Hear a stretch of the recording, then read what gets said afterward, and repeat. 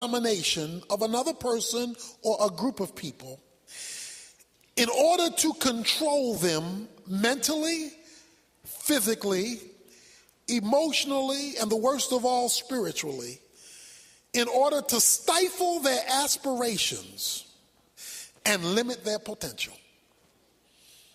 To be oppressed is to be dominated or held down or suppressed in such a way as to cancel or control or to limit your divinely ordained potential. Everyone here who has been created by God, which is everyone here, was created with potential. Things that God has endowed you with in order to realize your maximum abilities to be used under God. Your potential. A baby is a potential adult. It has to get there, but the potential for adulthood is resident in the baby. That's where they're going.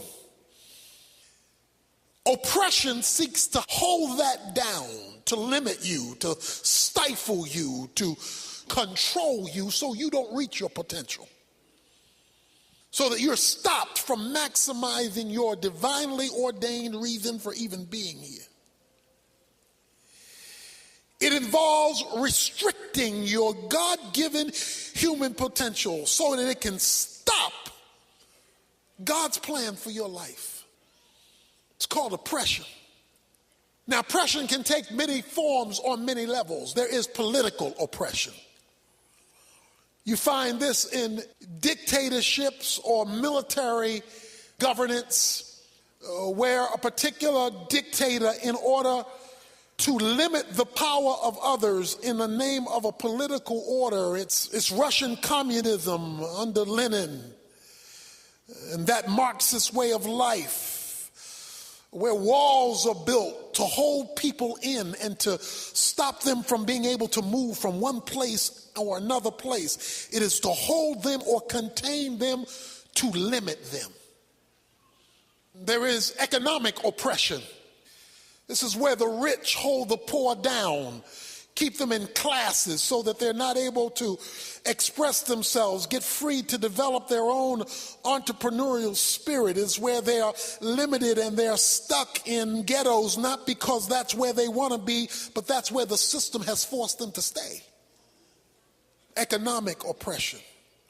We're all familiar in the United States of America with racial oppression, where people are held down because of the color of their skin, and the color of their skin prohibits them access to that which the rest of the society has free access to simply because how they look. There is domestic oppression. You often see this when a wife or a woman is so controlled by a man because of the threats of violence. I was sitting in my office one day and a husband and wife came in for counseling, and it became clear what the problem was, which had not yet been verbalized, because when the husband raised his hand to scratch his neck, she jumped. So it became very clear very quickly that this woman was living in fear. She was under the thumb of a dictator who, falsely using the biblical word submit, was actually using God's way to oppress. Parents sometimes are oppressive to their children. That's where child brutality comes in, where the children are terrified because the parents don't spank to correct. They spank to hurt and to bring harm and are brutal. It's all oppressive. It's all holding people down. Some of us grew up in oppressed homes where we were told we were nobody. We were never going to be anything. We couldn't expect to be anything. We were dumb. And so whether you were physically brutalized or not, that thing stuck in your mind. And it became an oppressive way of looking at life and looking at yourself. And you know, when people have been affected that way, Because even when there's nobody surrounding them to oppress them, they oppress their own selves. Self-oppression. All designed to stifle your potential and your God-given future. And then, of course, there's the worst kind of oppression of all, spiritual oppression. That's where the devil has his way with your life. He's telling you, you got to stay on these drugs. You've got to stay in this alcohol. You have to stay in this relationship that's doing you no good. You have to stay there. You can't break out. This is your lot in life. And you've been living with that spiritual oppression so long, you believe it's the truth. You believe you were born to be oppressed. The Bible says Jesus came to set the captives free. That oppression is not to be your middle name. That oppression is not to be the state that you live in. It's not to be how you operate.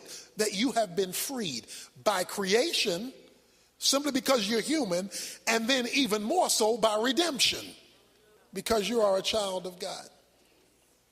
In the passage read in your hearing today, Israel is being held hostage in Egypt. Verse 23 of Exodus 2, now it came about in the course of those many days that the king of Egypt died, and the sons of Israel sighed because of the bondage, and they cried out, and their cry for help because of their bondage rose up to God. They were in bondage. Remember, freedom is released from illegitimate bondage. What happened? Well, if you look at chapter 1, verse 8, it says a new king rose in Egypt who did not know Joseph. The people of the sons of Israel, they said, are more mightier than we. Come, let us deal wisely with them, or else they will multiply. And in the event of war, they will also join themselves to those who hate us and fight against us and depart from the land. So they appointed taskmasters over them to afflict them with hard labor. Verse 12, and the more they were afflicted, and the more they multiplied and they spread. Verse 13, the Egyptians compelled the sons of Israel to labor vigorously, and they made their lives bitter with hard labor. The end of verse 14, which they rigorously imposed on them. Notice the words. Imposed, compelled, bitter, afflicted, taskmaster. They were being bound. They were being forced. They were being driven. Why? Why was there oppression? Because the oppressor did not want them to be free. The oppressor said, if we let these people go free, they'll become too strong. That's what he says. And that's what oppression always wants to do. It wants to limit you becoming strong. It wants to limit what God can do in your life. And so it begins to work its insidious evil in order to stop you from realizing your maximum potential. See, that's how you have to look at this thing. You have to look at this thing, whether it's spiritual oppression or whatever kind of oppression it is, it's trying to stop you from what the U.S. Army wants you to do. Be all you can be. Because God has destined you for freedom, which has to do with maximizing your potential under God. God has redeemed you for freedom. But the problem was there was an evil king who did not want them to be free, who wanted to keep them hostage. And I'm here today to tell you, freedom is your middle name. And that I don't care how long you have been oppressed. They have been oppressed for 430 years. I don't care how old you are today. Today is the day of your freedom. Whether it's self-imposed freedom, freedom by somebody else, freedom even in a culture, unless you understand that oppression in any form is against the will of God, no matter how legitimate it's been made to sound by the oppressor. God's gift to you, God's gift to you today is freedom.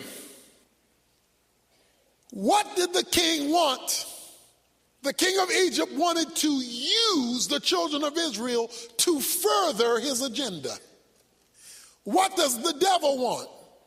To use you to further his agenda. What he doesn't want you to do is to find out what God's got in store for you. He doesn't want you to further God's agenda. He wants you to further his agenda. And he knows if he can hook you up on something that now controls you. That's why Paul says, I will be controlled by nothing.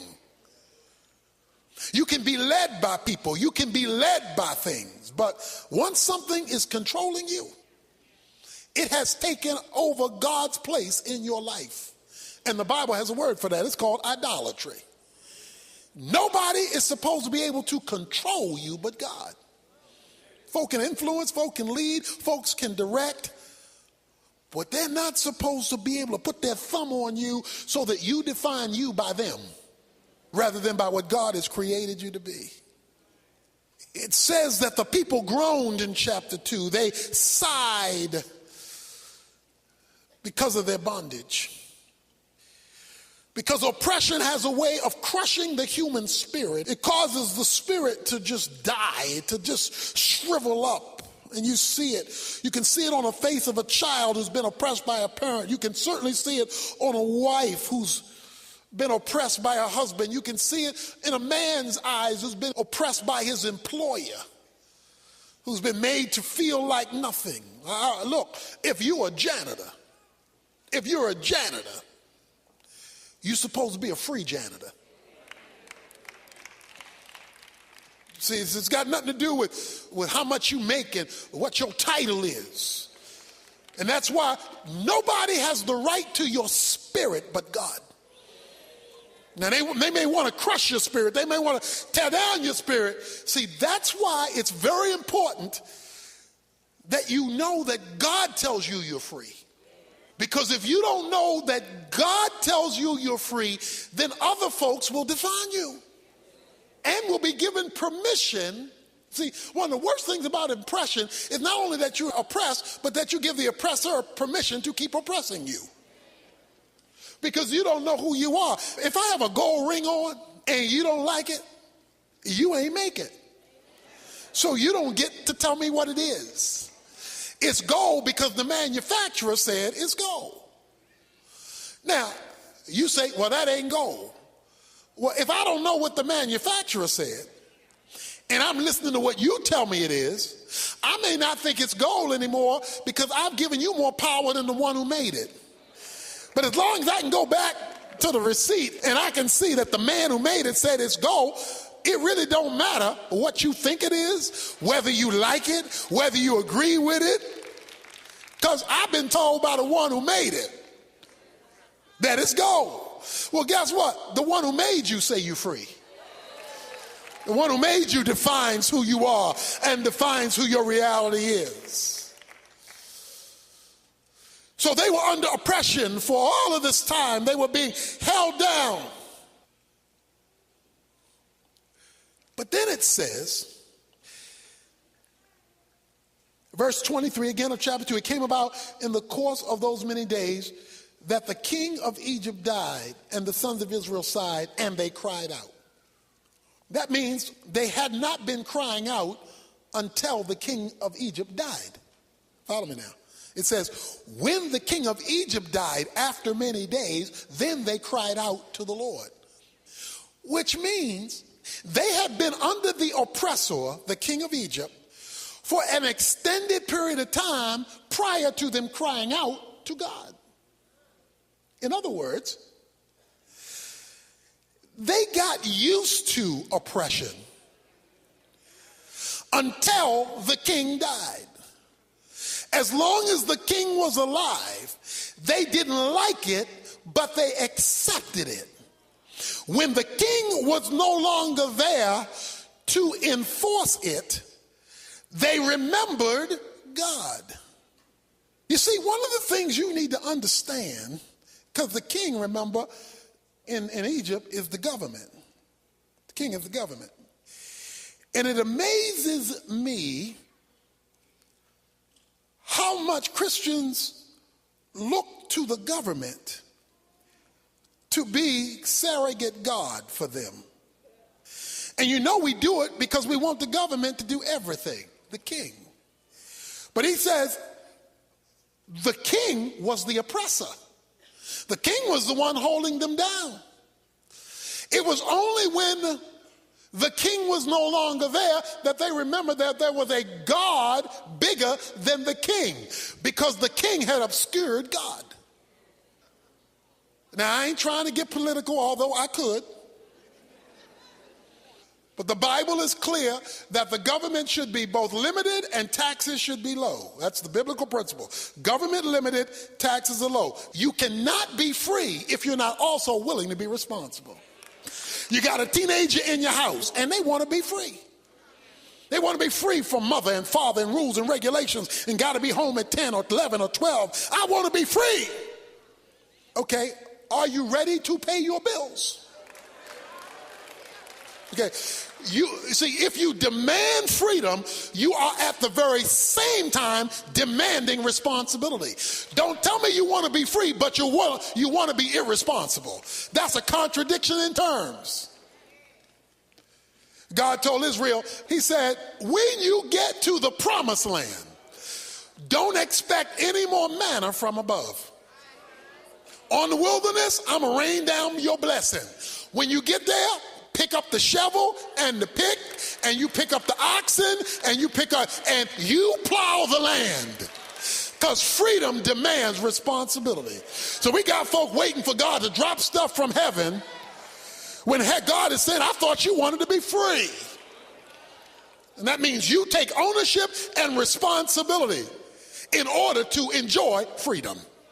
You can't enjoy freedom and be irresponsible at the same time.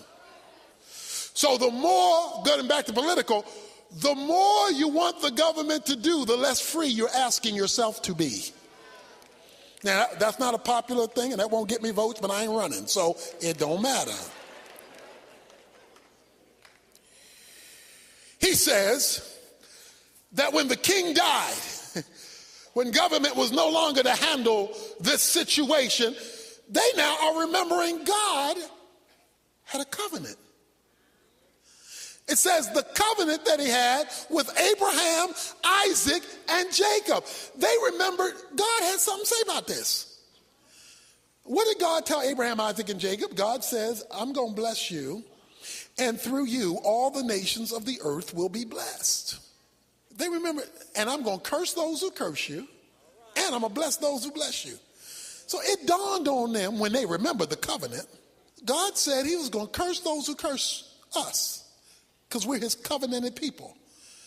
Egypt has been cursing us with bondage and oppression. But God said if they curse us, they curse him. Any of you ever had a big brother, folk were messing with you, and you said, well, I'm going to go tell my brother. Or you had some cousins, or, violent brothers, just. In other words, you remembered you got somebody bigger than your problem. God says in the Abrahamic covenant, I'm going to curse those who curse you, bless those who bless you. You cursing me? You cursing God? Hey! It says they cried out to God. They remembered the covenant. You see, here's what oppressors have some things in common. And the thing that an oppressor does not want you to have is information. See, oppressors try to keep, that's why oppressors of people try to keep them uneducated, because they know if they get a little knowledge, they're going to discover that they got the right to be free. You see, they want to keep you ignorant. They want to keep you uneducated about the realities that are yours. You see, they want to forbid you to get an education, or certainly an equal education. They want to hold you down informationally, because if you don't know, you can't go. The Emancipation Proclamation was signed January 1863. We didn't discover that in Texas till June 19th, 1865. That information about June 1863 was withheld from slaves in Texas. But we discovered, the slaves in Texas, in June 19, 1865, that in January 1863, slaves were set free. Folk been partying ever since. Juneteenth. Be partying ever since. You know what the party's over? Somebody gave some information.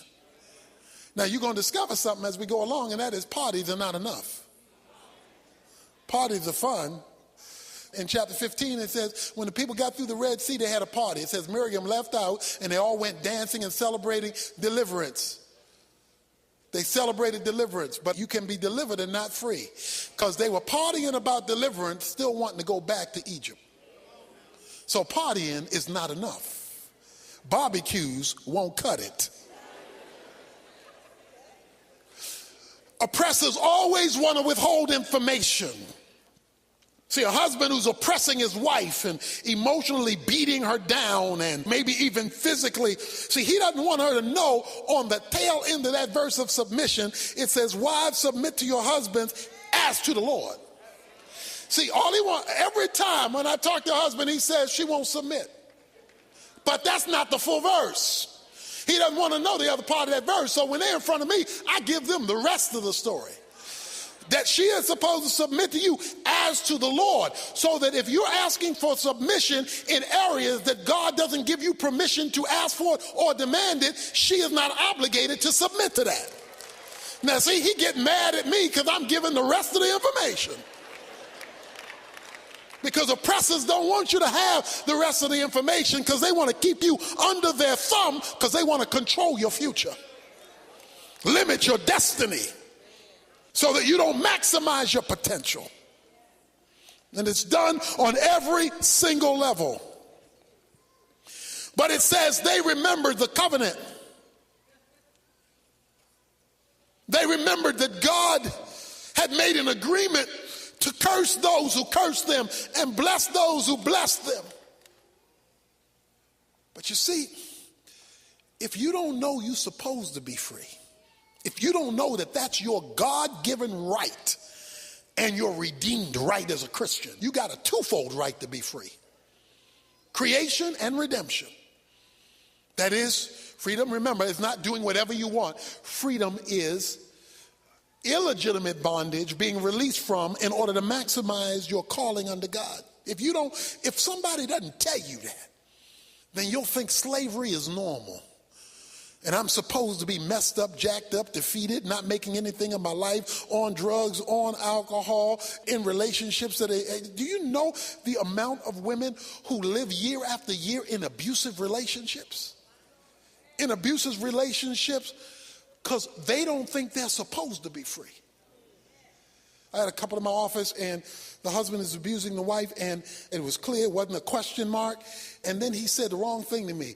He said, she's my wife, I'll do what I want.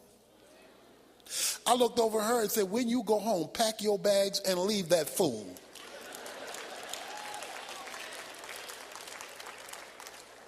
Okay? Because he misunderstood his role. He was out of line. And he was forcing her down with faulty information, and she was hooked in this unhealthy relationship in the name that I'm the husband. If you name the name of Jesus Christ, you're supposed to be God's husband, not a husband. You're supposed to be, you're not from the street. You don't get your information from who let the dogs out. That's not where you do your data collection. And so we got this faulty information, and we don't want to hear the rest of the story. And one of the ways you know people are oppressed is they keep wanting to go back to their oppressor. Remember, Israel said, chapter 14, look at chapter 14, verse 10. And Pharaoh drew near, and the sons of Israel looked, and behold, the Egyptians were marching after them, and they were very frightened. So the sons of Israel cried out to the Lord. Then they said to Moses, is it because there were no graves in Egypt that you have taken us away to die in the wilderness? Why have you dealt with us in this way, bringing us out of Egypt? Is this not the word that we spoke to you in Egypt, saying, leave us alone that we may serve the Egyptians? For it would have been better for us to serve the Egyptians than to die in the wilderness. Now, last time I checked, they were crying out to God. In chapter 3, now they're saying, no, didn't we tell you we wanted to stay here? Because people who've been really oppressed can't leave the oppressor. That's why they go back to the drugs and back to the alcohol and back to the unhealthy relationships. And they will go back to the situation because they've been so conditioned by oppression that they are tethered back to it. Because they don't see their own value for freedom. They don't see their own value. That you have been created and you have been redeemed to be free, to fulfill your calling under God. And anybody who seeks to take that is doing so illegitimately, and you need to know that. You may not be able to change the situation right now. It may be too big, it may be too social, it may be too economic, but at least you need to know that you've been called to be free. Some of us are slaves in our own home, and we're slaves in our own home because you got rooms in your home none of the family can go in, but guests can go in. So in other words, you think more of guests than you do your own family. In fact, you don't even go in there and you paying the bill. Some of us got dishes nobody can eat off of but guests. So guests come once a year, so the dishes are used once a year, so the best you have is for everybody else. It's not for you. Because you don't think enough of yourself that you are free to enjoy the things that company can have. Oh, I'm all out there now. God declares you are free.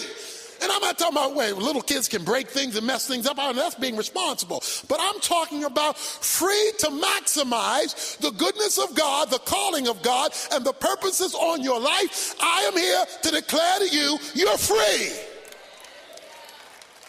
God declares you're free, and he is interested in setting his people free. Look back at chapter 3. He says in verse 7, the Lord said, I have surely seen the affliction of my people who are in Egypt, and have given heed to their cry because of their taskmasters, for I am aware of their suffering. So I have come down to deliver them from the power of the Egyptians, and to bring them up from the land to a good and spacious land, a land flowing with milk and honey, to a place of the Canaanites, the Hittites, the Amorites, the Perizzites, the Hivites, and the Jebusites. Now behold, the cry of the sons of Israel has come up to me. Furthermore, I have seen the oppression, there it is, the oppression with which the Egyptians are oppressing them. God says, I'm aware of your pain. God is aware of your suffering. And he knows how long you've been suffering. The first thing he wants to do is give you some information. You have a right to be free. You have the right to take the initiative to pursue your freedom. So how do you do that? Well, you've got to remember, first of all, your covenantal rights. They remembered their covenant. They remembered God says, if they curse you, they curse me. They don't have a right to curse me. You've got to, first of all, know you have the right to be free, to be unencumbered from God's calling on your life. You don't have the right to be irresponsible. You don't have the right to fall under God's chain of command. Children, obey your parents. Wives, legitimately submit to your husbands. Husbands, submit to Christ. You don't have the right to break God's plan and program, but you have the right to pursue your full potential under God. You have that right. You have the right to not let drugs tell you what to do anymore. You do have that right. You say, drugs are too strong. That's like saying the oppressor is too mean. It may be mean and it may be a tough taskmaster, but you need to know you have the right to be free. You have the right to be free. No woman in here under the sound of my voice should ever accept a man putting his hands on you. Ever. Ever. He has no right to put his hands on you. That's oppressive. That's a taskmaster who's saying, if you don't do what I say, I'm going to bring out the whip. He has no right to put his hands on you. And he's a punk if he does. I said it.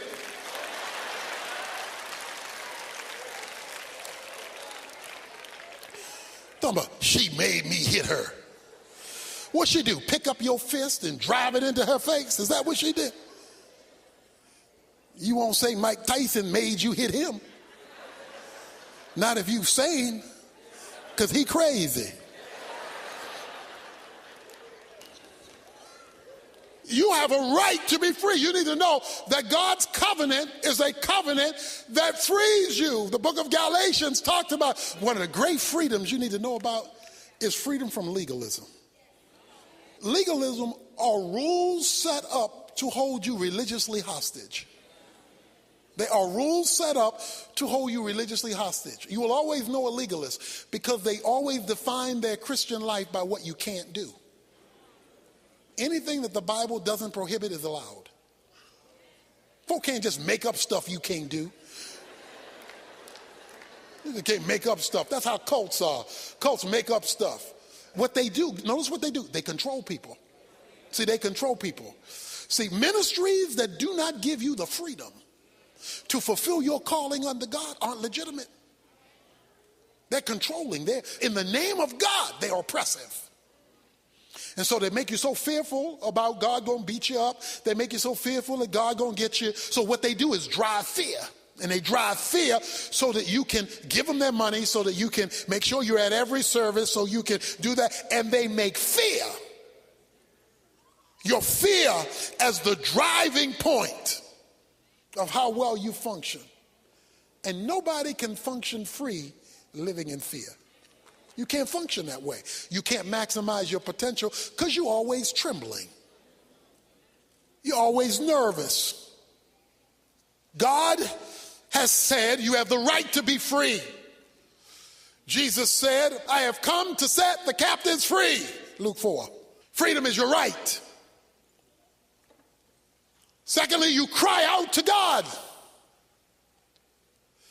You cry out to God. You make God your point of a reference because you're part of his covenant. You make God your point of reference. See, that's why dictator regimes want to limit religious expression. The reason why slavery was not allowed to sustain itself in America is because God was kept a part of the equation, even to the point of the Constitution. So as long as you could appeal to a freeing God, then it always limits slavery. That's why those kind of regimes don't want God as part of the culture, and they want to squash religious freedom because religious freedom makes people free.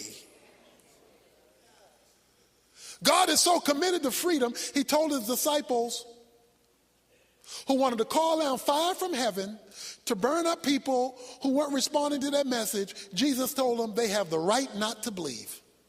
You are free not to even believe. God gives you the freedom to reject him. You know how much God believes in freedom? He gives you the freedom to say no to him. Not a wise choice, but one you are free to make. Freedom. When their human solutions were gone, they went to God, and prayer is earthly license for heavenly interference. It says that, God, I give you permission to interfere in my affairs. And here's the thing.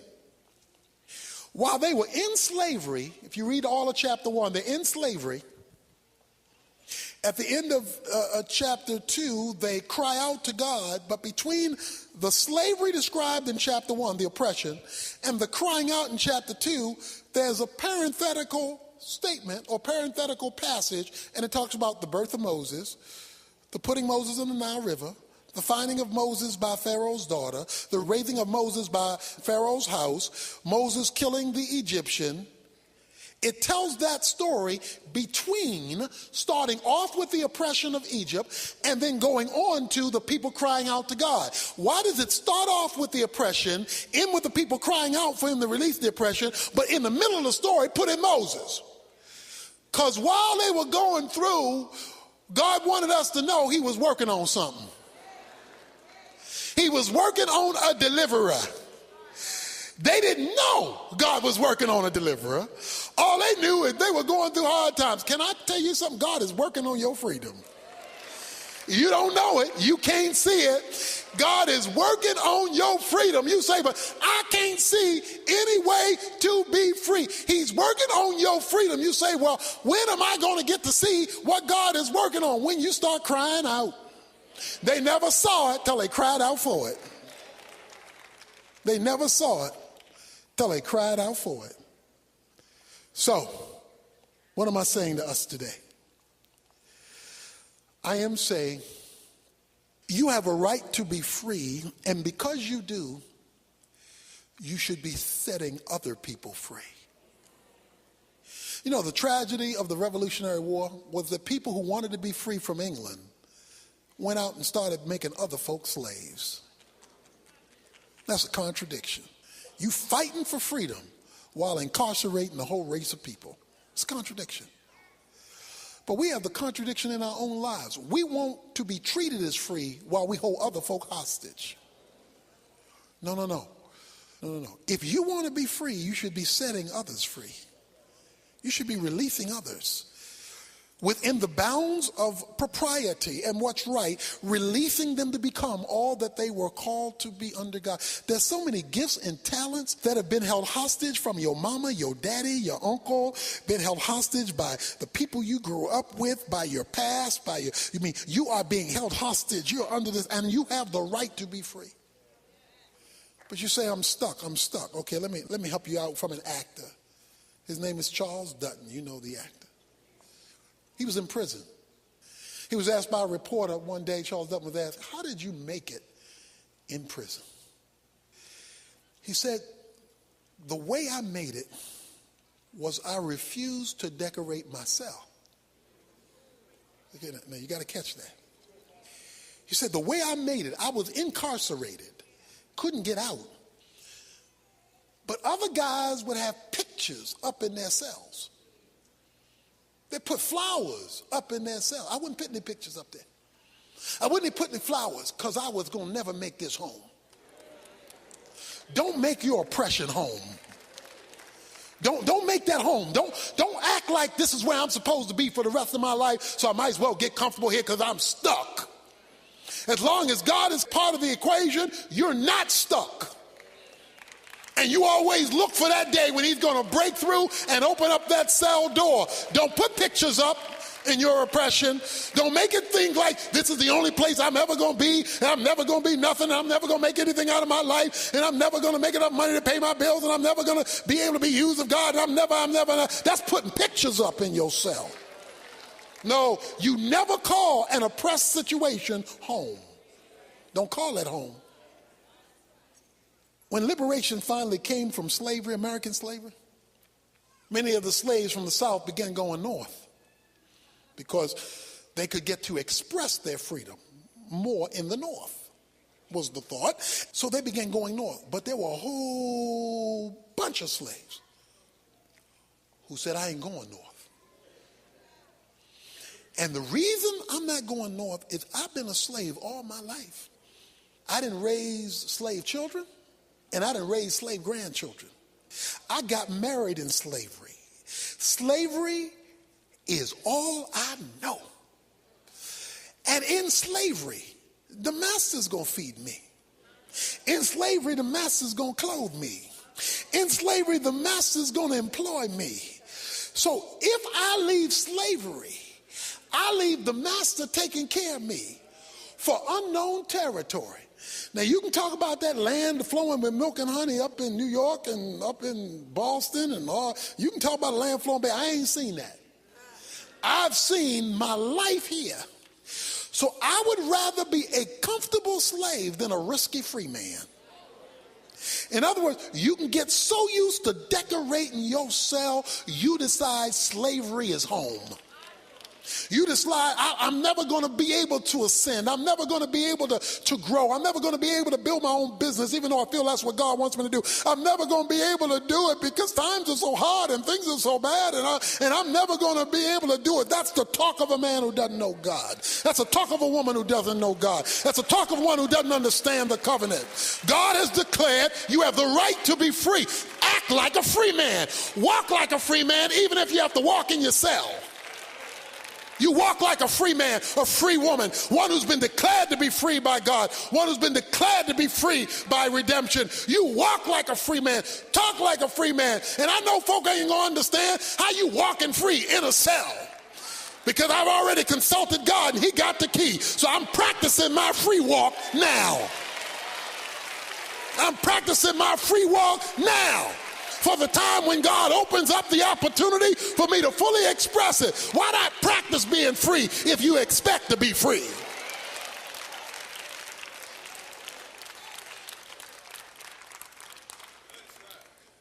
There's somebody here who needs to be set free from something. And you got a right to be free. You have a right to be free. That's your right, your God-given right to be free. To be released from illegitimate bondage. To pursue your calling under God. I don't care what the devil has told you and who he's used to speak it. That's a lie. That's a lie. Your bondage is a lie. You say, but you don't know how long I've been there. It's just been a long lie. Because you got a right to be free.